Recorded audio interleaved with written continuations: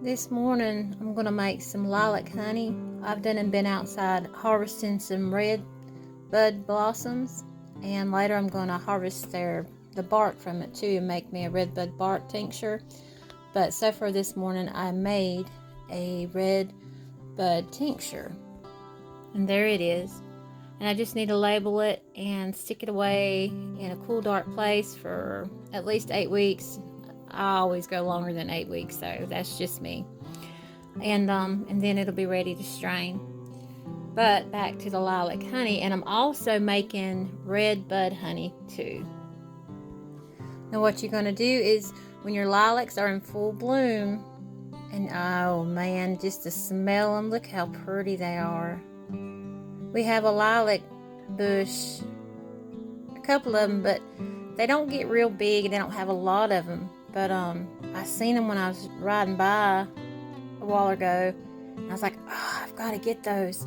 So what I'm going to do with this batch is I'm going to make lilac honey, and I'm going to take off the little petals and I'm going to put them in this 24-ounce jar, and then I'm going to cover them with some local raw honey, and we're going to let it infuse.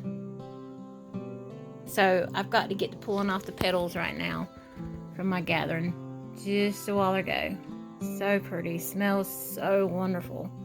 I'd love to make me a pretty perfume from this. Alright, now I've got my jar, and like I said, this is a 24-ounce mason jar that they came out with. I'm not sure how long ago, but I love them, and they're wide mouth, and I get them from the Amish country, the Amish store, and I've got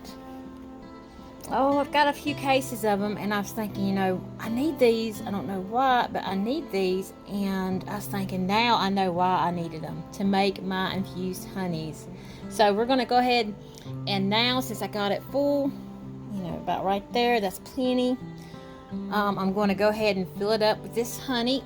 This is my local raw honey that I get from the Amish store also, and y'all can see the reflection of my phone, and that ain't pretty to look at.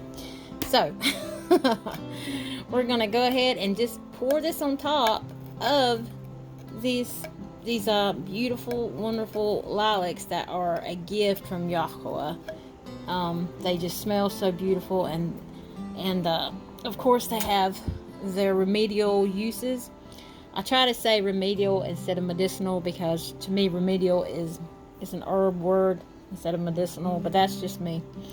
Alright, let's top it with honey.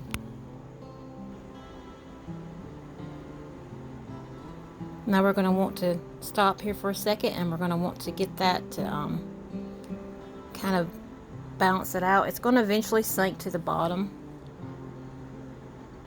but I'm going to stir it to get it to go further down. So let's do that. You know what? Actually, instead of stirring it, I don't want to disturb it. You can see the air bubbles coming up. And how pretty is those flowers just suspended in air. But I'm going to just let it seep down slowly, because I've got more things I've got to go harvest up right now. I need to go grab up some wild garlic mustard I've got some that's already grown. It's older, but I need the younger plants, because those are the ones I need to harvest. So I need to go harvest some wild garlic mustard and tincture that up today too. So while I'm out there doing that, this honey naturally, which I would honestly prefer it to do, will sink down to the bottom of the jar. See how it's just slowly dripping down in there? That's just pretty to watch to me. I'll turn the jar for you. Yeah, it's just going to ease on down there. Just like that. We get in such a hurry, and we live in such an instant world. We're thinking, oh, we got to get this done now. We got to get this done. And I would have disturbed those beautiful flowers. And I would have got it mixed in, and it would have smushed them some, and it'd have been, stirred in. But look how beautiful it is when you just let things take its time. When we just slow down and take time and stop living so much in a hurry. Stop acting like, it's all going to be done and over with. You're going to get done what you get done. Don't get lazy by no means, but let's all just kind of slow down a little bit. Quit being like the world and the evil one that wants you to just speed through everything and not have a gladness in nothing. Because that's the way he's programmed this world. But Yahuwah, he's the one that made all the beauty for us to have a gladness in. So let's just, let's smile and be thankful for the way it does itself. I'll bring y'all back whenever everything's already mixed in by itself.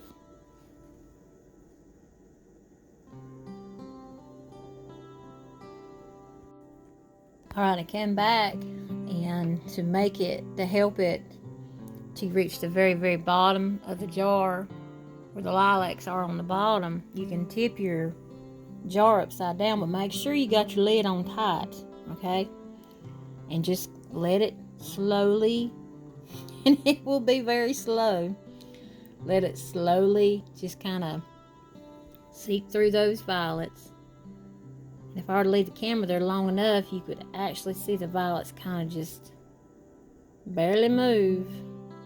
But, well, they were moving. But yeah, see, there's still some over here that it's got to reach, and you just turn it around.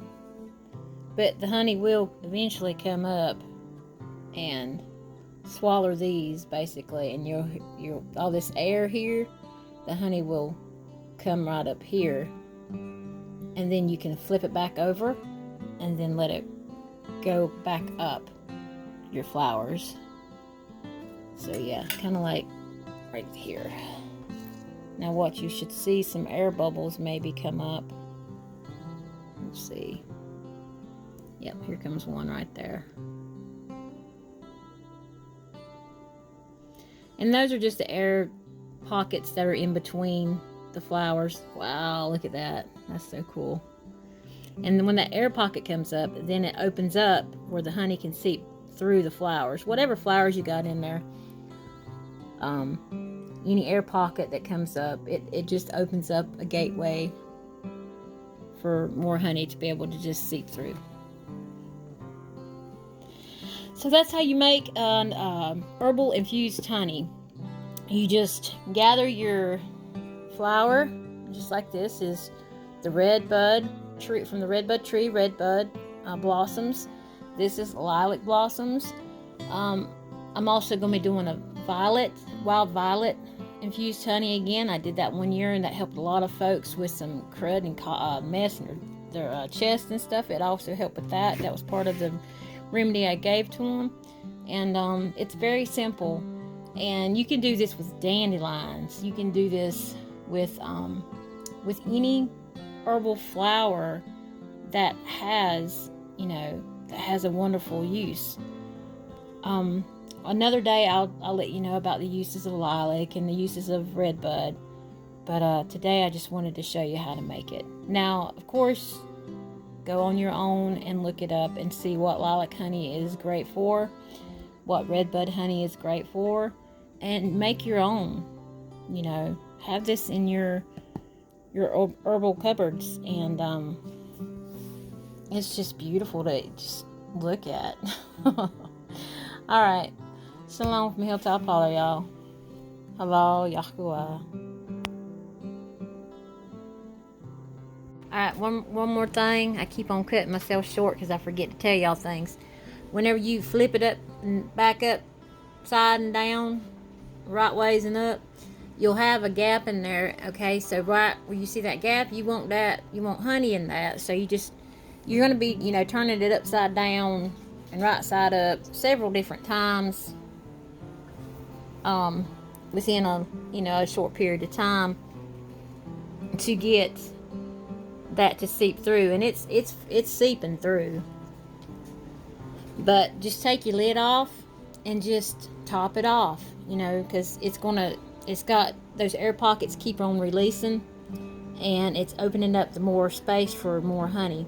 So you've still got, some more space down there if when you flip it upside down, you see a gap. Now, you don't have to put any more in there if you don't want to, but I like to fill things up. And another thing I didn't tell you, if you got a cap on it like this, some folks just put a fabric over it and like a rubber band or something, and they stick it on their cabinet and watch it.